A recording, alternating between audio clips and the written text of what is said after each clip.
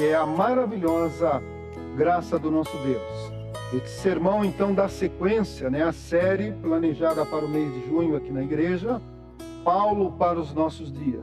Tema de hoje, então, maravilhosa graça, que é um dos temas mais reiterados e mais valorizados pelo apóstolo São Paulo, em praticamente todas as orientações e ensinos às igrejas do Novo Testamento. Confesso, irmãos, que ao começar essa mensagem, eu me sinto mais ou menos como deve ter se sentido o autor do hino 133 do nosso Cantai Todos os Povos, o hino Maravilhosa Graça, quando ele diz: maravilhosa graça, maior que o meu pensar. Como poder cantá-la? Como hei de começar? Não é fácil falar sobre a maravilhosa graça de Deus. E, ao mesmo tempo, há tanto para se dizer, há tanto para se comentar. Por isso, é um grande desafio, embora um desafio maravilhoso, falar sobre um tema tão significativo, sobre um tema de tamanha importância para a vida da igreja. Talvez o desconcerto e o desconforto de falar sobre um tema tão profundo e que possa, de alguma forma, falar ao coração da igreja hoje, é compensado pela própria afirmação do escritor do hino, quando mais adiante, depois de ter dito que é difícil começar a falar sobre a maravilhosa graça de Deus, ele diz: entretanto, essa graça é suficiente, essa graça é completa, essa graça ela é integral para abençoar e para sustentar o povo de Deus.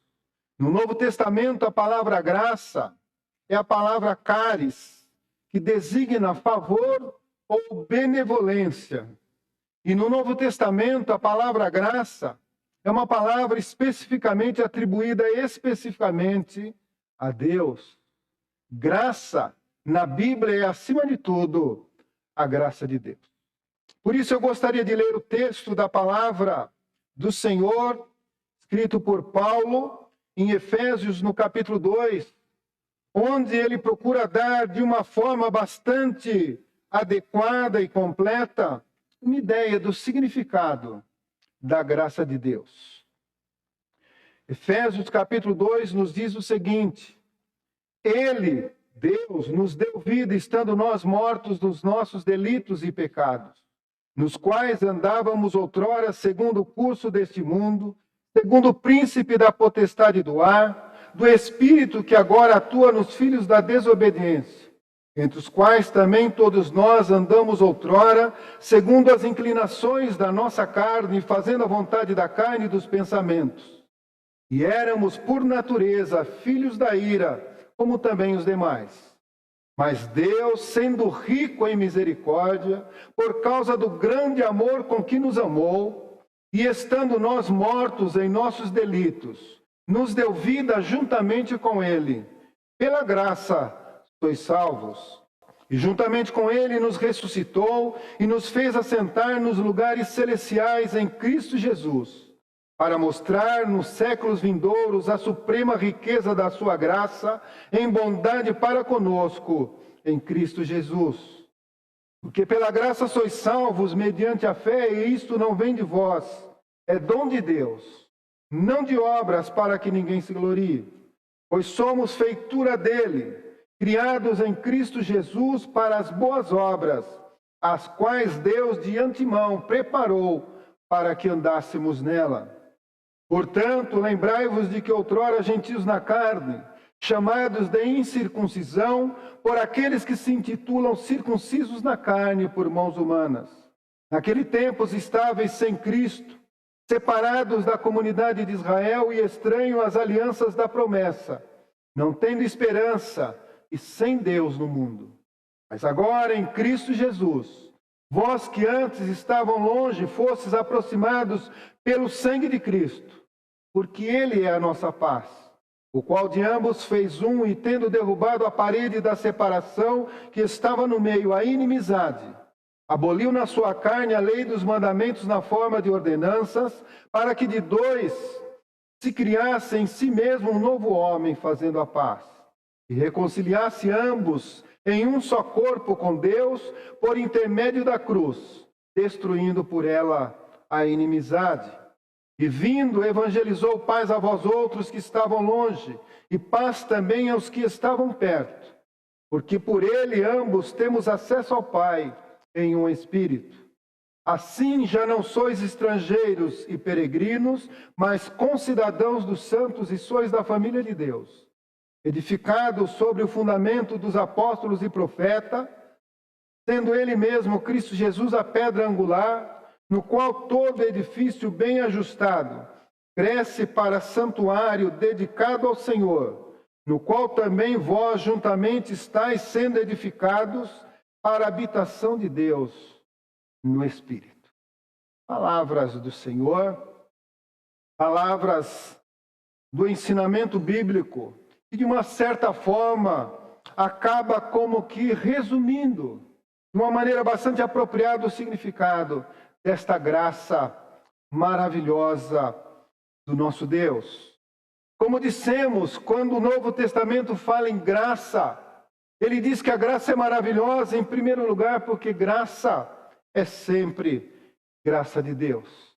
E nós aprendemos a entender e a receber a graça de Deus como algo bastante benéfico, salutar, transformador no nosso coração. E temos aprendido também a entender a graça como favor imerecido de Deus.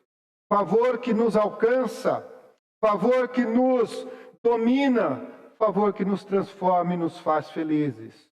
A doutrina da graça, desenvolvida em toda a palavra de Deus, mas especificamente no Novo Testamento, nos escritos de João, nos escritos de Pedro, no livro de Hebreus e até mesmo nos evangelhos. Mas é exatamente nas cartas de Paulo que a graça se apresenta de uma maneira pujante, de uma maneira forte, de uma maneira a penetrar no coração da igreja e fazer com que a igreja seja fortalecida. Por graça, Paulo indica o ato soberano de Deus em planejar a nossa salvação. Não fomos nós que pedimos para ser salvos. Paulo deixa bastante claro, e o texto que nós lemos, entre outros, deixa bastante firme no nosso coração a consciência de que a nossa salvação é um ato planejado pelo nosso Deus. Diz ainda o texto que a salvação ela foi realizada. Os atos de salvação são, acima de tudo, atos de Deus em nosso favor. Finalmente, os propósitos de Deus em nos salvar, em nos resgatar e nos alcançar aonde quer que nós estejamos, são também símbolos e expressões desta graça maravilhosa. E não por acaso, a graça de Deus tem sido recebida, entendida e assimilada pela igreja, sempre como graça maravilhosa. Nós acabamos de cantar um hino maravilhoso, o hino 112 do CTP, que fala exatamente sobre esta realidade. Este hino foi escrito por um homem chamado John Newton, um homem que nasceu de uma mãe evangélica e de um pai nem tanto religioso, que perdeu a sua mãe aos 6 anos, que foi levado pelo seu pai para viver nos navios mercantes, se tornou um mercador de escravos, mas que num determinado momento da sua vida foi alcançado pela graça do Senhor. E quando percebeu a mudança que Deus realizou na sua vida, entendendo que não merecia nenhuma das bênçãos que havia recebido, porque ele havia se convertido, se tornado servo de Deus, pastor, pregador, escritor evangélico, ele reconheceu que tudo aquilo que acontecera na sua vida era resultado da graça, da ação de Deus amorosa na sua vida. Por isso a graça para nós é sempre graça maravilhosa. Não há como distinguir a graça sem falar que a graça é graça maravilhosa. Não há como entender a ação de Deus na nossa vida sem chamar esta ação de graça maravilhosa. Daí a expressão de Paulo por várias vezes aqui no capítulo 2 de Efésios e em vários outros dos seus escritos, dizendo que é pela graça que nós somos salvos. Se há uma razão para a nossa salvação, se há um motivo pelo qual nós estamos aqui na igreja do Senhor, é porque nós fomos alcançados pela graça maravilhosa de Deus em nosso favor, em nosso benefício e para nosso sustento e para a garantia do nosso futuro, conforme nos assegura a palavra do Senhor e os ensinos de Paulo de uma maneira toda especial. Graça é graça maravilhosa porque a graça é graça irresistível. A graça de Deus é maravilhosa porque nós não podemos resistir à graça do Senhor. Ela é graça maravilhosa porque ela nos é suficiente. A graça de Deus, ela é completa na nossa vida e na realidade da igreja do Senhor Jesus. E a graça de Deus é também uma graça transformadora, transformando todo aquele que por ela é atingido e impactado. A graça de Deus é, portanto, graça irresistível. Um versículo muito conhecido de Paulo, lá em 2 Coríntios 5, 17 e 18, diz que se alguém está em Cristo, é nova criatura. As coisas velhas já passaram e tudo se fez novo. E no verso 18 ele diz que esta mudança, essa transformação do velho para o novo, este apagar do passado e acender-se de um novo futuro, sempre é ação exclusiva de Deus em Cristo na nossa vida. A graça de Deus, ela nos alcança, ela nos atinge aonde quer que nós estejamos. Aqui no capítulo 2 que nós lemos, já no verso 1, Paulo diz que nós estávamos mortos. Nós não tínhamos ação, nós não tínhamos nenhum tipo de atividade, porque estávamos mortos, mas Deus nos alcançou. Daí dizemos e daí entendemos que a graça de fato é irresistível, porque ela nos busca aonde quer que nós estejamos, mesmo que nós estejamos mortos. Para nós o termo graça irresistível é bastante caro e bastante valorizado. Os irmãos devem conhecer os 5 pontos do calvinismo, e é exatamente o ponto de número 4 que tem esse título, graça irresistível. Nesse ponto, diz o calvinismo que embora os homens possam resistir à graça de Deus, ela é todavia infalível, acaba convencendo o pecador do seu estado depravado, convertendo-o, dando-lhe nova vida e santificando-o. Ou seja, parece que é possível resistir, mas num dado momento a graça nos alcança e nos toma para si. E este ato da graça nos alcançar, este convencimento é feito de uma maneira natural e objetiva por Deus, sem que seja entendido como coação. Diz ainda o 4º ponto do calvinismo: alguns escarnecem de Deus, outros se enfurecem, outros ainda adiam a sua decisão. Outros demonstram total indiferença para as coisas sagradas, mas todos são alcançados de uma maneira livre e natural pela graça do Senhor. E se nós buscarmos na palavra de Deus, em outros textos, para além dos ensinos de Paulo, ou dos ensinos que levaram Paulo a concluir pela graça maravilhosa de Deus, nós veremos, por exemplo, Jeremias capítulo 20, verso 7, dizendo: fui persuadido e persuadido fiquei, fostes mais forte do que eu e prevaleceste. Quantas outras histórias registradas na Bíblia que mostram que a graça de Deus é irresistível quando nos busca. Isaías no capítulo 65, verso 1, diz exatamente isso. Fui buscado por aqueles que não perguntavam por mim. Fui achado por aqueles que não me procuravam, e a um povo que não estava interessado em mim, eu me apresentei e lhes disse: eis-me aqui. É uma graça que procura, que nos alcança e que nos convence. É uma graça que nos convence para nos dar vida. Vejam, meus amados irmãos, que a graça de Deus, ela não é um ato fortuito simplesmente para mexer ou para sensibilizar o nosso coração.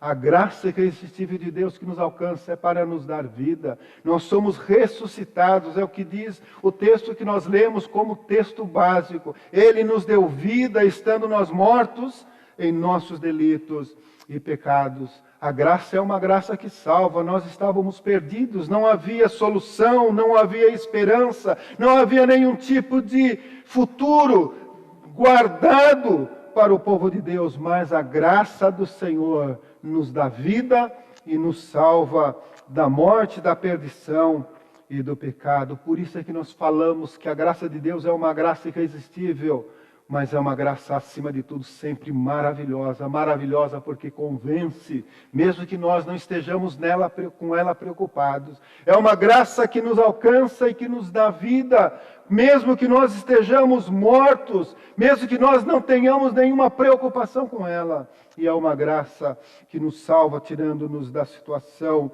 de perdição em que nós nos encontramos, para que nós venhamos a alcançar vidas. É exatamente o que Paulo diz lá em Colossenses capítulo 2, verso 13. Vocês, quando estavam mortos dos vossos delitos e na incircuncisão da vossa carne, Ele vos deu vida juntamente com Cristo, perdoando-vos de todos os vossos delitos. Portanto, para Paulo, a graça é irresistível porque é um ato soberano de Deus para resgatar. E é interessante que os 5 pontos do calvinismo tem um deles ainda, que é o terceiro ponto, que diz que Deus não tenta salvar, mas Deus salva, porque a sua graça nunca falha. É uma graça irresistível. Daí nós cunhamos e desenvolvemos a expressão de que ela é sempre uma graça maravilhosa. A graça de Deus é maravilhosa também, meus queridos irmãos, porque ela é suficiente. É uma graça que basta. É uma graça que nos completa. É uma graça que preenche o nosso coração. Quem tem a graça de Deus não precisa de nada mais para viver bem e para viver feliz. Todos os nossos sonhos, todas as nossas preocupações, todos os nossos desejos de paz, de alegria e de segurança são-nos garantidos pela graça de Deus. É exatamente o que Paulo registra lá em 2 Coríntios 2,9, quando fala da sua grande experiência espiritual com Deus. A minha graça te basta. É a mensagem que ele recebe da parte de Deus, é a mensagem que ele repassa, é a mensagem que nós recebemos e que deve também fazer com que os nossos corações sejam fortalecidos e abençoados. Quando nós temos a graça de Deus, nós não temos necessidade de mais nada. Se precisamos de paz, a graça dá. Se precisamos de alegria, a graça nos traz. Se precisamos de segurança, nós também temos da parte de Deus no coração. Porque ela não acaba. Por mais que Deus abençoe, por mais que Deus perdoe, por mais que Deus ajude, Deus não se cansa e não desiste de manifestar o seu favor e o seu benefício ao seu povo e à sua igreja. Por isso a graça de Deus jamais nos faltará. A graça é graça suficiente ainda, porque ela é exclusiva. Ela age sozinha, não depende de mais nada, nós não podemos acrescentar. Não é necessário, não se faz necessário acrescentar nada mais à graça de Deus para que nós tenhamos como igreja e como povo de Deus garantidas a nossa paz, a nossa alegria e a nossa segurança. Nós diríamos até que quando nós tentamos colocar algo ao lado, na tentativa talvez de ajudar, na tentativa de forçar a graça de Deus, nós fazemos com que ela se torne ineficaz. E é só nesse momento que a graça não é eficaz. Quando nós deixamos de confiar exclusivamente nela e tentamos usar recursos humanos, recursos pessoais, valores que nós vamos construindo de uma maneira ilusória na nossa vida e que às vezes tentam ocupar o lugar da graça de Deus. A graça de Deus é uma graça que age exclusivamente e, como exclusiva, ela é uma graça suficiente para sustentar a igreja e para fortalecer o povo de Deus no decorrer da sua história.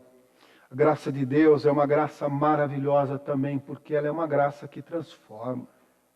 A graça de Deus é uma graça que transforma o coração, transforma a vida, transforma os nossos sentidos, transforma a nossa maneira de viver e a nossa maneira de enxergar a realidade com a qual nós interagimos. Ela não apenas é irresistível porque ela nos alcança, ela não apenas é suficiente porque ela nos preenche, mas ela também transforma aquele que por ela é impactado.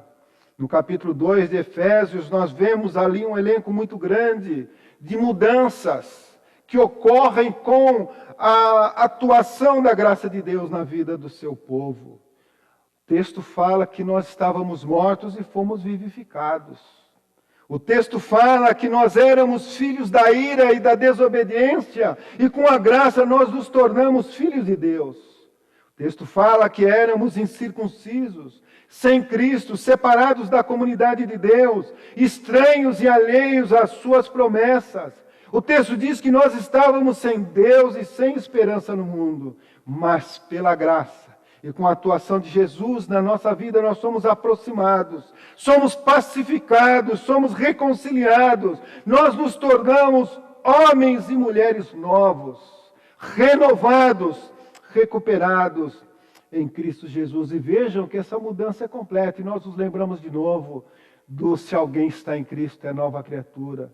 Esse texto mostra que a vida não é melhorada, a vida não é atualizada, mas a Bíblia diz que nós recebemos uma nova vida, é o novo que Deus oferece. Tudo que era antigo se passa, tudo que era passado fica para trás, e agora nós recebemos uma nova vida em Cristo Jesus. E finalmente, ainda no capítulo 2, diz que nós éramos estrangeiros e peregrinos, e pela graça de Deus nós nos tornamos concidadãos dos céus, e passamos a pertencer à família de Deus.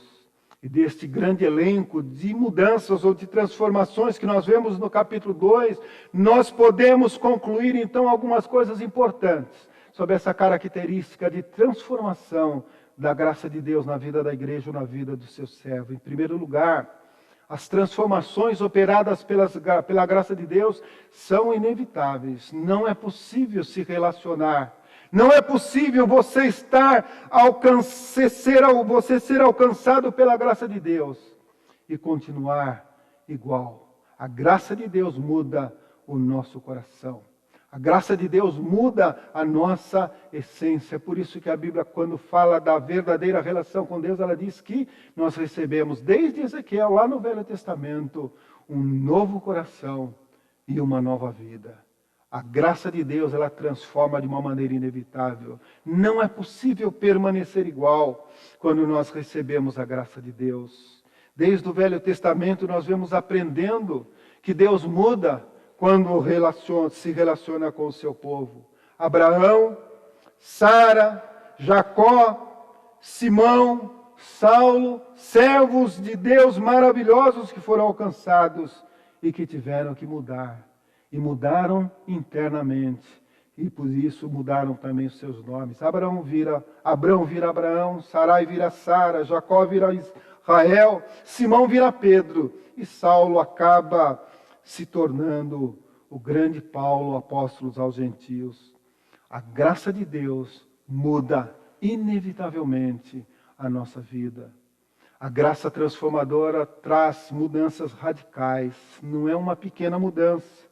Não são mudanças superficiais, aquelas que são operadas na vida da igreja e do servo de Deus, quando a graça está presente. Nós podemos entender a profundidade dessa mudança naquela corriqueira expressão da água para o vinho. Muda tudo quando nós somos impactados pela graça de Deus. E avaliando algumas dessas transformações radicais, nós vamos perceber na Bíblia o quanto Deus muda quando Ele se relaciona conosco. Em primeiro lugar, Abrão, melhor dizendo, era apenas um pai exaltado, mas não tinha filhos. Deus o transforma em Abraão e agora ele passa a ser o pai das nações, a raiz de uma incontável descendência. Quando você olha para Sara era simplesmente um nome sem significado e era uma mulher estéril. Alcançada pela graça, ela passa a ser Sara.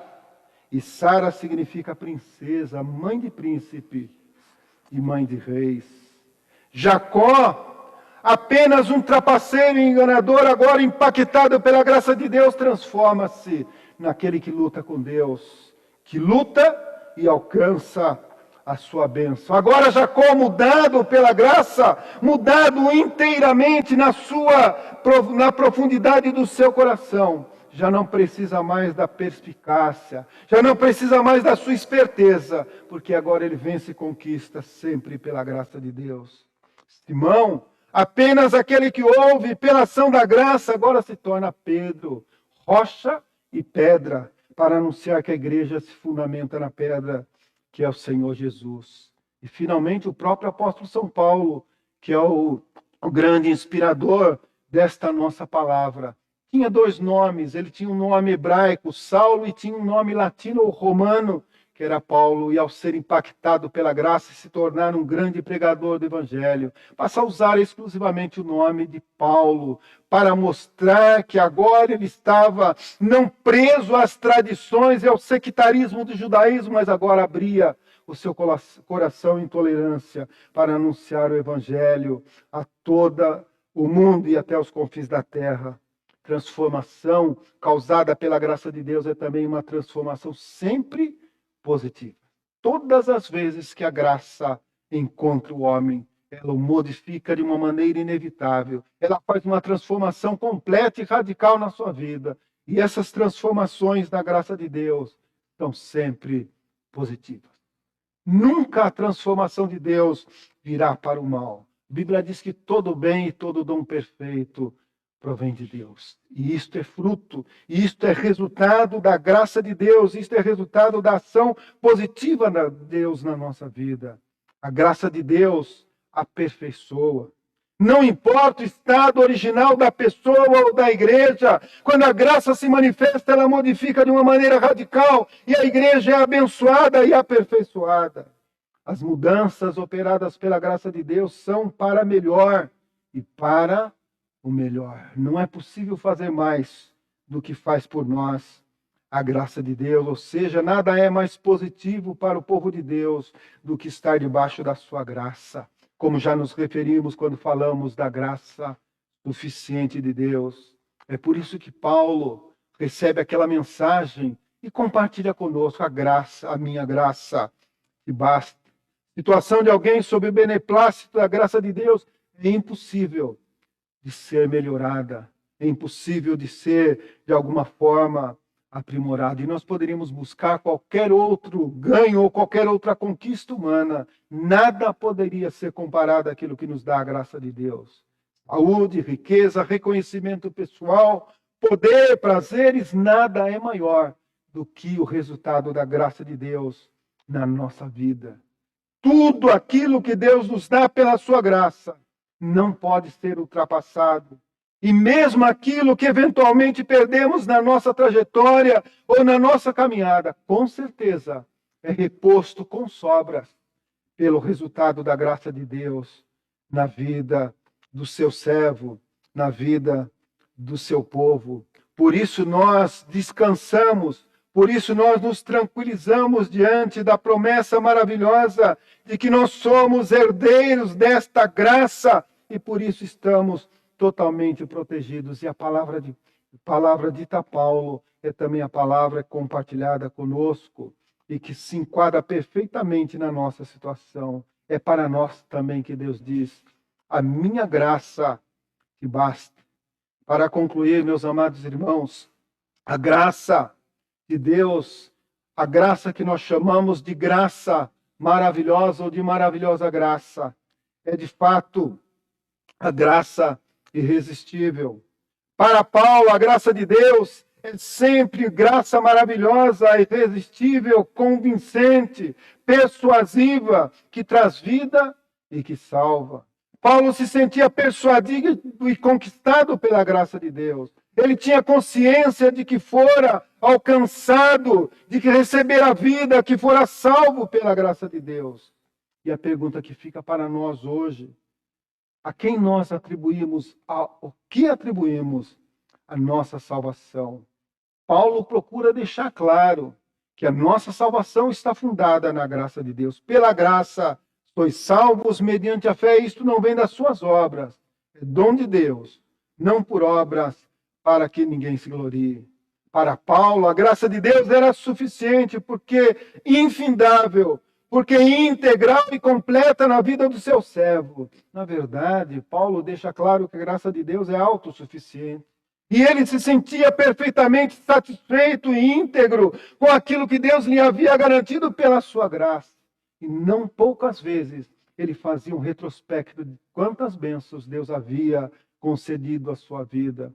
O reverendo Marcos, no domingo passado, falou um pouco sobre as dificuldades, as lutas e as tempestades que Paulo teve que enfrentar, e em todas elas a graça de Deus superou as expectativas e lhe garantiu a vitória. Por isso, a minha graça te basta estava impregnada no seu coração. E você, querido, o que você ainda procura? Às vezes nós vivemos anos e anos na casa de Deus e não estamos satisfeitos, porque ainda nós não aprendemos a receber de braços abertos ou de coração aberto a graça maravilhosa do nosso Deus e a orientação da palavra, a mensagem que nós temos para o nosso coração. Nesta manhã é exatamente isso. Descanse na suficiência da graça de Deus. Nada é melhor do que estar com Cristo.